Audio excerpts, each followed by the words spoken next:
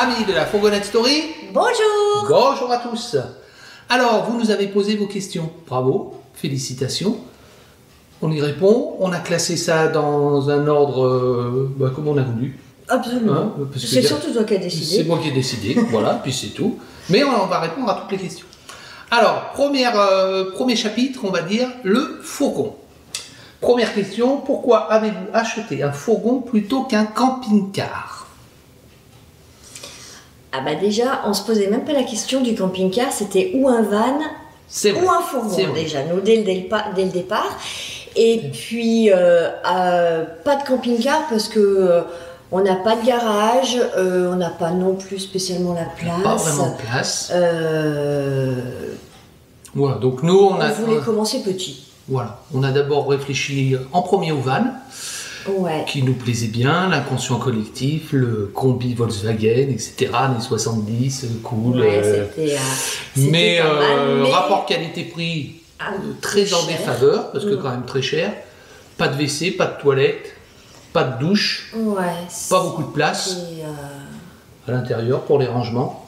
Ouais. Voilà, bon, il y a des avantages et des inconvénients. Et puis le fait qu'il faille lever le toit chaque fois.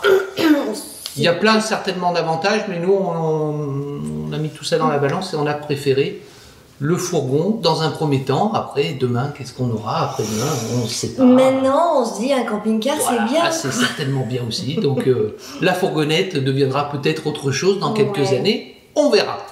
Voilà. Ensuite, deuxième question. Pourquoi avez-vous changé de fourgon? Vous avez gardé peu de temps le roller team. Pourquoi en avoir changé? Des choses qui n'allaient pas, envie de plus. Qu'est-ce qui est mieux ou moins bien avec le Bavaria? Alors, pour la petite histoire, on refait le petit truc. On a acheté le premier roller team en avril 2019. Alors, l'idée, là, c'était de dire, on avait choisi notre véhicule et on a dit, on était très contents. On investit, on va dire, raisonnablement, puisque le roller team était aux alentours de 42 ou 43 000 euros, en se disant, si vraiment ça ne nous plaît pas dans un an, on le revend et on perdra quasiment pas d'argent.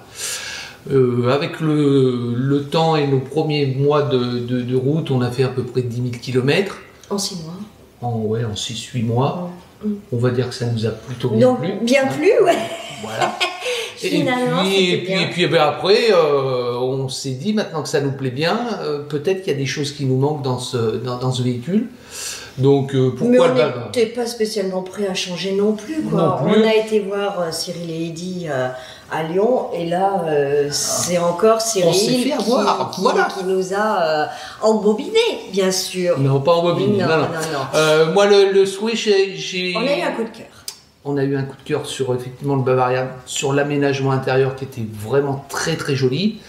Et puis les petits détails qui font qu'au bout de 6 ou 8 mois, on se dit, bon, bah tiens, la salle de bain, c'est un peu ric-rac. Ouais. Là, il y avait cette fonction en fait de WC rétractible avec une grande cabine de douche. Donc ça nous a semblé vraiment chouette. Après, des petits éléments techniques, le frigo trimix automatique. Donc ça, c'était plutôt bien, plutôt que d'aller ouvrir sa bouteille de gaz sans arrêt, etc.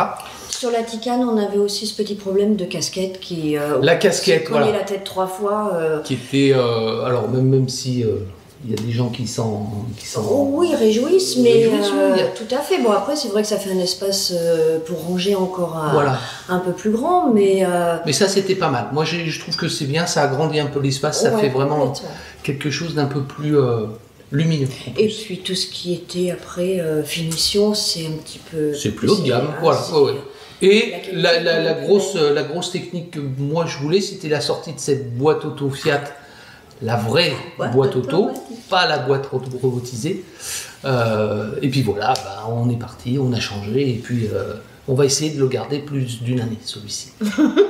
Disons qu'en plus, on peut pas beaucoup rouler là en ce moment, on n'en profite pas. C'est pas la bonne année, l'année 2020. Donc voilà, on débouche sur l'autre question. Pourquoi avez-vous choisi le Bavaria? Là, c'est principalement le coup de cœur et l'aménagement, la finition intérieure et l'ambiance intérieure qu'on a vraiment trouvé magnifique. Deuxième chapitre, la conduite. Question pour Valérie. Pour moi. Valérie conduit-elle la fourgonnette? Si oui, quel est son ressenti? Et sinon, quels sont ses freins? Freins. Tous les freins sont là. Alors déjà, j'aime pas spécialement conduire. C'est pas mon truc. J'aime les petites voitures. Je suis mal barrée avec le fourgon. Donc voilà. Bon, si vraiment il fallait, je le prendrais si j'étais obligée. Et puis après, Matt adore conduire. Donc il adore les fourgons, il adore les gros véhicules. Je lui laisse ce plaisir, quoi. Je vais pas le priver. Elle est gentille. Bon, par contre, si j'ai les deux pattes cassées, elle va conduire. Même si c'est une boîte auto, elle va comprendre comment ça marche. Dans la mouise, je le ferai. Mais sinon, non. Non. Seconde question. Comment gérez-vous la sécurité du Westiti de Monsieur Muffy? Alors là, on a une petite ceinture de sécurité pour animaux qui se met sur la ceinture du siège passager. T'inquiète pas, on va retrouver notre reporter de choc, oui, bien sûr. Janine la bricole, qui va vous expliquer ça. Ouais, elle va trouver notre bricole encore, en plus. Ok, ça marche. Donc, on vous explique ça après. Alors, reportage exclusif, comment ils attachent leur chien. Petit harnais.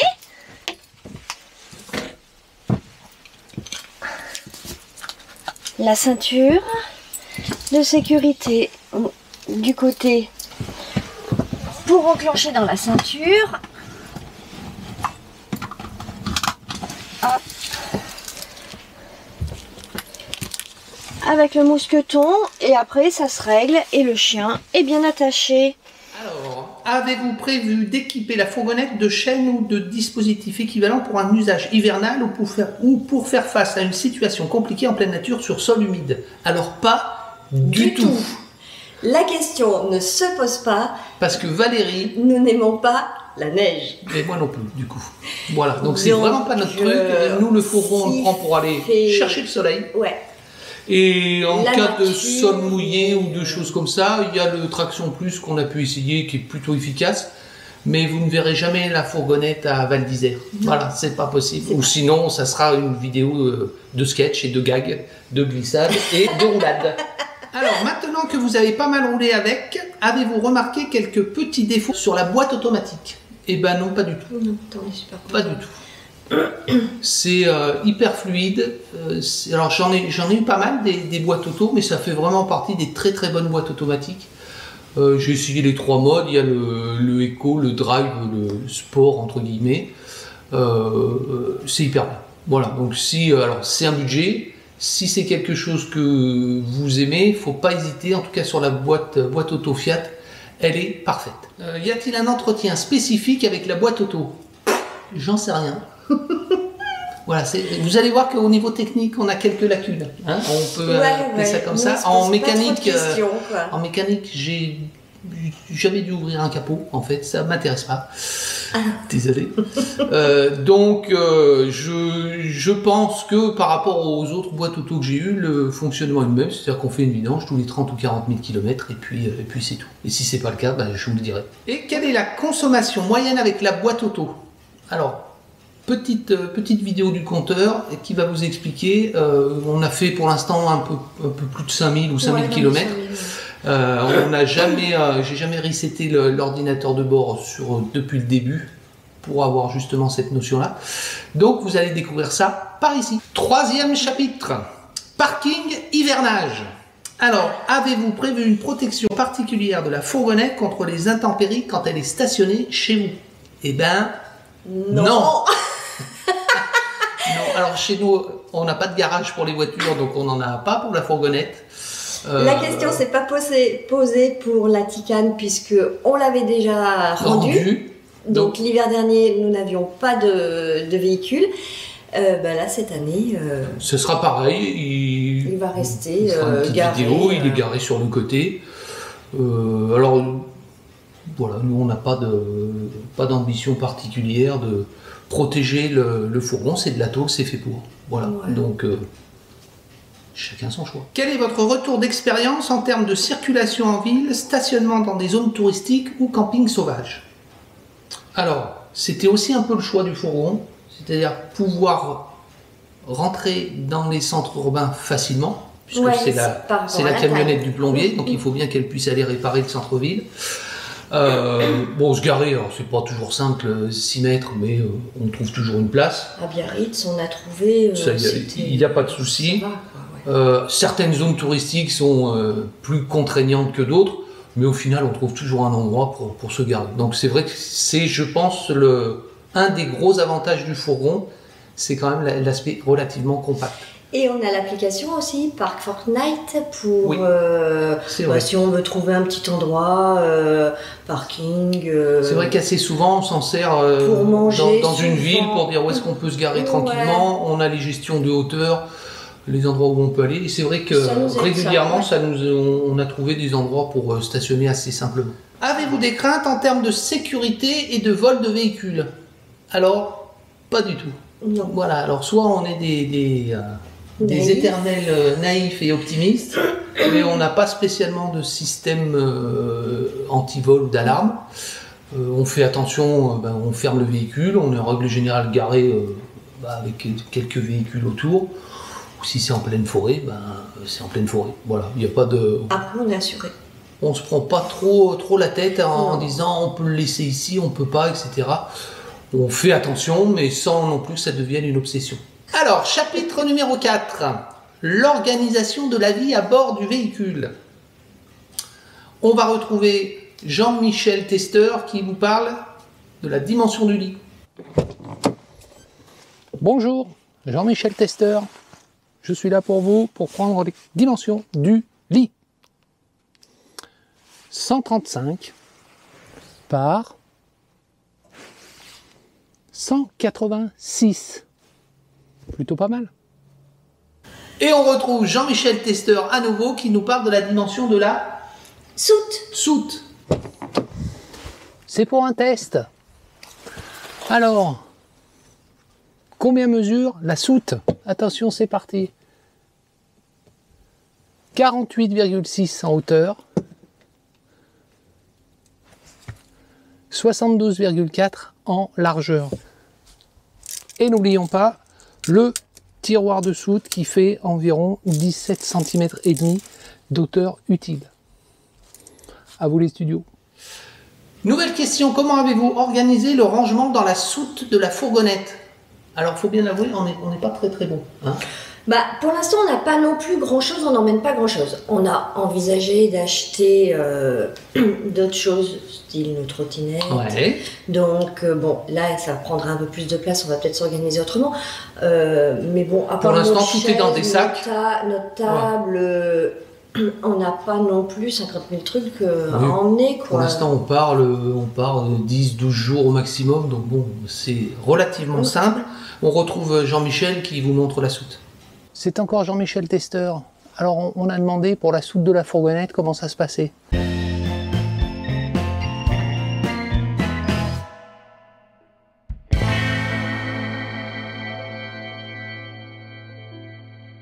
Chapitre 5, la mobilité. Excellente question. Avez-vous une réflexion autour de la mobilité entre le lieu de parking de la fourgonnette et les endroits à visiter? Et c'est vrai que c'est des questions qu'on se pose, notamment là cet été, enfin à la rentrée, on est parti en Aquitaine. L'Aquitaine, le camping sauvage, les France Passion, etc., il n'y en a pas beaucoup, donc on a fait quelques campings. Ouais. Et effectivement, quand on est à 5 km d'un lieu à visiter, alors soit effectivement on dit c'est pas grave, on enlève les cales, on s'en va et puis on revient. Là, je crois qu'on aurait bien aimé avoir un petit vélo, une petite trottinette, quelque chose qui nous permette de faire plutôt qu'à pied. On l'a fait à pied. On l'a fait à pied, mais bon, 10 km pour aller sur la dune du Pilat, moi j'en avais un peu plein les patounettes. Hein. Donc l'idée germait à ce moment. Et ma fille aussi, parce qu'il faut le porter à un moment, mais il n'en peut plus. Donc oui, je pense que... Alors nous, on va probablement plutôt opter pour les trottinettes, parce que notre soute, elle est un peu petite, au moins pour essayer. Voilà. Et je vous invite, je vais vous mettre un petit truc ici ou ici, je ne sais plus comment ça s'affiche, à regarder un épisode et des épisodes qui vont suivre de la chaîne Motarhome, qui justement parle de la mobilité électrique en camping-car et en fourgon. C'est intéressant parce qu'il détaille, il détaille un peu tous les... Ouais, c'est bien. C'est un peu des fanas, ils ont les trottinettes, les draisiennes, les vélos, ils ont tout testé. Les gros vélos électriques, les petits vélos électriques, donc du coup, ils sont assez spécialistes sur le sujet, donc n'hésitez pas à vous abonner. Chapitre numéro 6, vos projets. Avez-vous un projet de voyage en réflexion pour votre première grande sortie avec la fourgonnette? Alors, premier grand voyage qu'on a fait, donc c'est début septembre. Ouais, nos vacances d'été. Vacances d'été en septembre. On est parti 10 jours, 11 jours. Ouais, à peu près. Ouais. On est descendu, on est passé par Montauban, et puis ensuite on est remonté sur toute la ceinture Mimizan, Biscarrosse, Arcachon, Cap Ferré, etc. Voilà, donc ça c'était notre premier voyage, donc il nous a permis de prendre un peu nos marques dans le véhicule. Et le vrai grand voyage qu'on aimerait bien faire, pas tout de suite, mais on y travaille, c'est un joli tour d'Europe. Ouais. Voilà, un joli tour d'Europe qui nécessitera un peu plus de temps. Alors, pour info, je suis un peu psychorigide, donc je prépare des petits bouts comme ça. Parce que je veux bien partir à l'aventure, mais j'aime bien savoir où je dors. Hein, ça me détend un peu. Savoir combien il y a de kilomètres à faire. Et tout ce qu'on peut visiter. Et surtout essayer de ne pas rater le point touristique essentiel à 12 km qu'on aurait raté. Donc voilà. Donc là pour l'instant on a préparé à peu près la moitié du voyage. Donc en partant sur les pays du Nord, revenant ensuite par l'Allemagne, la Pologne, etc. Là j'en suis je crois à la Croatie. Ouais, et ça fait déjà 200 pages. Donc il y aura quelques semaines et quelques mois de voyage. Mais ça ne sera pas pour tout de suite, ça sera pour quand on aura un peu de temps. À nous. À nous. Voilà. En gros, qu'on ne travaillera plus, quoi. Peut-être, ou moins. Au moins. Chapitre 7, la technique. Et là, vous allez comprendre que vous avez affaire à un spécialiste. D'accord? Première question. Alors déjà, celle-ci, ça commence.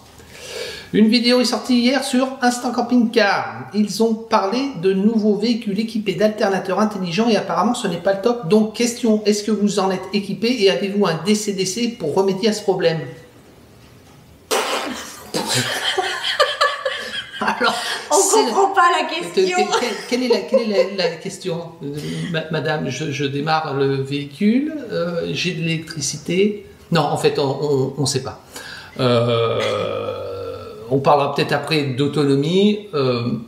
Nous, on n'a jamais eu de souci d'autonomie. On n'est pas très énergivore non plus en électricité. On n'a pas de télé. Ouais. On branche juste les téléphones et les cigarettes électroniques.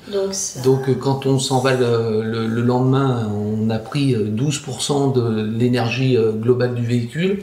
On roule, ça se recharge. On roule un peu et il y a un peu de soleil. Et le soir, on est encore à 100%. Donc très franchement, pour l'instant, ce n'est pas des questions qui nous ont tracassé. Après, si on doit faire un tour d'Europe, là, je pense qu'on rentrera plutôt, notamment sur des convertisseurs pour pouvoir recharger un ordinateur ou faire des belles vidéos, etc. Pour l'instant, on est vraiment sur des trajets ou des durées qui sont entre 3, 10, 12, 15 jours. Donc, on n'a pas de problématique. Donc, on a un alternateur certainement hyper intelligent ou pas. On ne sait pas, je vais lui demander. Pourquoi avez-vous pris un frigo trimixte au lieu d'un compression? Pourtant, la compression, c'est le top. Eh bien parce qu'il était dedans. Comme ça, c'est assez simple. On revient quand même à l'énergie. Effectivement, je crois que le frigo à compression, donc c'est soit du 12 volts, soit de l'électrique. Je crois que ça refroidit très très vite. Après, je pense qu'il faut un peu plus d'autonomie que ce qu'on a pour l'instant. Et nous, le trimix, ben, ça nous va très bien. Et celui-ci est automatique par rapport à la Ticane.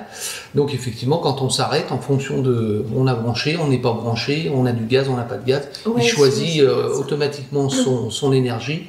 Et les bières sont toujours fraîches. Et le petit vin blanc aussi. Absolument. Donc voilà, nous, la technique, en fait, elle est très basique. Si c'est frais, c'est que ça marche. Vous avez quoi comme batterie cellule, AGM et combien d'ampères-heure a-t-elle? Alors, je peux répondre à la première partie de la question. La batterie est AGM. On vous mettra une petite image pour vous dire, même il y en a deux, donc on est quand même assez tranquille en énergie. Et combien d'ampères-heure a-t-elle? Je ne lui ai pas demandé et elle ne souhaite pas répondre à cette question. Donc, si vous la connaissez, passez-lui un coup de fil. Nous, on ne sait pas. Mais elles sont bien, hein. Ça marche super bien. Avez-vous déjà fait du sauvage et si oui, combien de temps tenez-vous avec la batterie? Alors, camping sauvage, pas vraiment. Jamais. Jamais. Ouais, moi je suis un peu. Et puis moi, je pense qu'il vaut mieux être un peu sécurisé. Donc, alors ce qu'on va nous appeler sauvage, c'est on est chez un France Passion, donc effectivement, on ne peut pas se brancher, on ne peut pas avoir accès à l'eau ou à l'électricité. Mais on est en sécurité. On est en sécu. Et l'énergie, bah, c'est ce que je vous disais tout à l'heure. De toute façon, quand on fait des séries de 3-4 jours, de l'énergie, on en a tous les soirs la même dose que le matin, puisqu'on a roulé et normalement il faisait un peu beau. Donc voilà, le panneau solaire fait 120 watts, les 2 batteries AGM, donc on est assez tranquille. Au niveau de la douche, quel est votre retour d'expérience sur celle-ci? La porte avec les lamelles est-elle bien étanche? Alors, là on va retrouver Madame la Bricole, qui va vous expliquer qu'en fait c'est pas une porte à lamelles. Nous c'est le modèle 2020, donc je crois que c'est les nouveaux modèles 2021 qui ont des portes à lamelles. Donc on a une porte coulissante avec un petit rideau. Madame la Bricole vous explique ça. Ils ont le modèle de 2020, donc ils ont une porte coulissante et non encore à lamelles. Mais ils ont quand même le rideau de douche.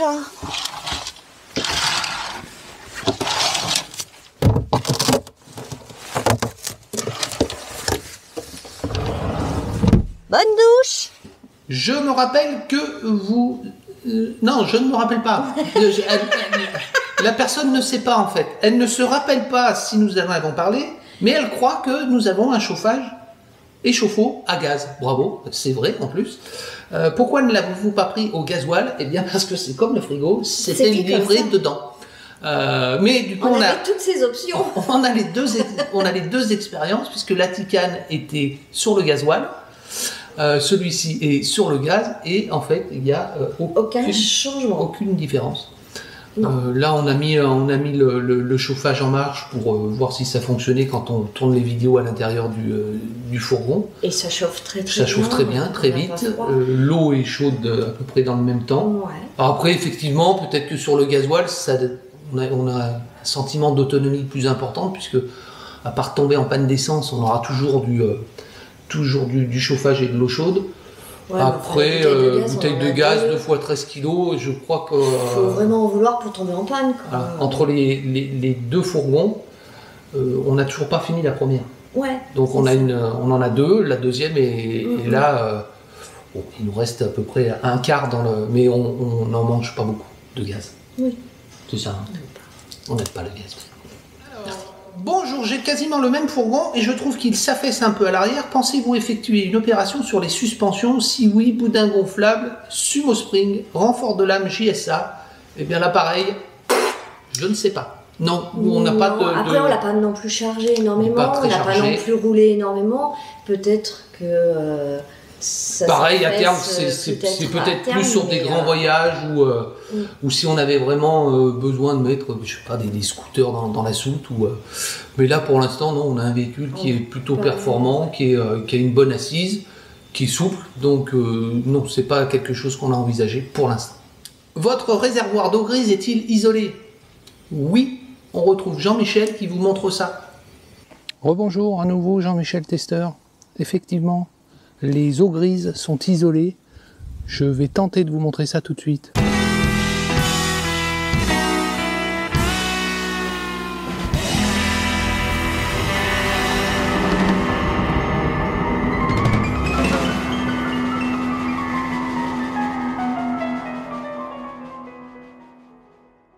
Chapitre numéro 8, les bonus, avec les questions les plus intéressantes. Vous allez voir. On veut tout savoir de la taille, le poids, l'âge du chien. Alors, donc on vous représente Muffy. Muffy, tu as quel âge? Muffy va avoir 5 ans. Voilà. Combien tu pèses? À peu près 5 kilos. C'est bien. Et je suis partout. Et la taille, on n'a pas de taille en fait. C'est une petite personne. Voilà. C'est notre copain. On l'emmène partout. Et c'est un bon pépère. Voilà. Vous est-il arrivé de dormir dans la fourgonnette dans votre jardin comme des enfants voulant profiter de leur nouveau joujou? C'est une très bonne question. Alors, le premier, on a eu c'était à 2 doigts. À deux doigts. On voulait le faire, on l'a pas fait. Non, je crois qu'on a été le chercher le vendredi, on est parti le samedi matin. Oui, donc voilà. Du coup, on a réussi à se maintenir pour... Ouais, ça... Parce que nous sommes tout de même des adultes. Ouais, un peu des enfants des fois. Mais... et là, dans celui-ci, ben non, mais on va pas tarder, puisque comme on peut pas partir, peut-être on fera quelques mètres dans l'allée. On reviendra. Des fois, on va boire l'apéro. On boit l'apéro dedans. On tourne des vidéos, donc c'est notre copain, on est un peu tout le temps dedans. C'est vrai. Mais pas jusqu'à dormir. Mais là, ça commence à être long. Hein. Mais c'est peut-être une bonne idée. Mais ouais. Cet après-midi, sieste. Et la dernière question bonus, quels sont les points clés d'un hivernage réussi? Alors, vous avez compris que nous, le premier, on n'a pas fait d'hivernage. En fait, voilà, tout ce qui est technique, ça ne nous intéresse pas. On achète un véhicule, quand c'est le moment de l'hiverner, on le revend. Hein? Non, on va pas faire ça tous les ans. On ne peut pas faire ça tout le temps. Je vous ferai pas de vidéo spécifique parce qu'il y en a des tonnes. Mais les points clés de l'hivernage, on les connaît puisque bon, on les voit un peu partout. Bien sûr, vider les eaux grises, les eaux propres, déclencher le chauffe-eau pour pas qu'il y ait d'eau, laisser les robinets ouverts pour pas qu'il y ait un restant d'eau dans la tuyauterie. Normalement, débrancher la batterie cellule, la mettre au sec. Nous, on préfère régulièrement, tous les 15 jours, même quand c'est l'hiver, aller faire un petit tour, une petite randonnée avec le camion, comme ça il tourne assez régulièrement. Et puis vous allez trouver aussi sur internet, nettoyer les frigos, nettoyer les placards, enlever un peu la literie, des choses comme ça, mais voilà, nous on préfère en fait s'en servir assez régulièrement. Quand même régulièrement. Par contre, point hyper important, c'est sûr qu'il faut bien vider les eaux en cas de gel, ça fait des gros dégâts dans le véhicule. Voilà. Il est l'heure de remercier nos amis contributeurs. Alors on va remercier Thierry Meignier, Joël Fontaine, Arnaud Lemercier, Instant Van Life, Jean-Jacques Delmar, Baek l'Alsacienne, qui nous ont posé toutes ces questions. On espère que cette petite session vous a intéressé. On vous dit à la semaine prochaine et on ne sait pas encore ce qu'on va faire. Voilà. Ouais, là on sait plus. Il faudrait qu'on parte pour au moins. Faudrait qu'on parte. Mais on a un peu de photos de notre petit tour d'Aquitaine. De notre mois de septembre. Donc ce ne sera pas des vidéos parce que quand on part en week-end ou en balade ou en vacances, j'évite un peu la caméra, sinon on passe son temps à filmer des choses. C'est ça, si on profite aussi un peu. Et il faut profiter. Donc mais vous aurez des belles photos, voilà, ça ce sera ça. Et puis après, peut-être qu'on vous présentera un peu l'énorme attirail de technologie pour filmer toutes ces vidéos. Ah oui, c'est bien aussi. C'est quand même énorme. C'est une vidéo qui devrait durer entre 2 et 3 minutes 50. Voilà. On a du matos. Ciao, merci beaucoup. Bye bye.